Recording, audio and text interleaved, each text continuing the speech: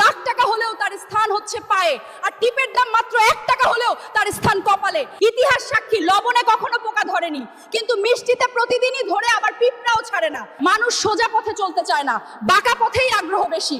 তাই তো মদ বিক্রেতাকে কোথাও যেতে হয় না, কিন্তু দুধওয়ালাকে বাজারে দাঁড়ে দাঁড়ে ঘুরতে হয়। আমরা সর্বদা দুধ বিক্রেতাকে বলে থাকি, দুধে জল মিশাননি তো? আর মানুষ মদে জল মিশে খায়।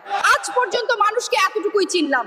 কচু পাতা দেখেছেন নিশ্চয়ই, ওপরে সবুজ আর ভেতরে চুলকানিতে ভরা। ঠিক তেমনি কিছু মানুষ আছে, বাইরে থেকে দেখতে ভীষণ সুন্দর পরিপাটি, কিন্তু ভেতরটা আবর্জনায় ভরা। সাপ দুধ খেয়ে বিষ উগরে দেয়, আর গরু ঘাস খেয়েও দুধ দেয়। সুতরাং দোষটা খাবারের নয়, পার্থক্যটা স্বভাবের। নিজের যোগ্যতা নিয়ে কখনো অহংকার করবেন না। মনে রাখবেন, পাথর কিন্তু নিজের ওজনের জন্য জলে ডুবে যায়। কি আজব দুনিয়া জানেন?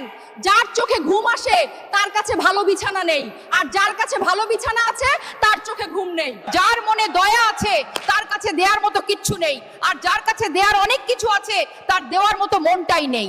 এটাই বাস্তবতা।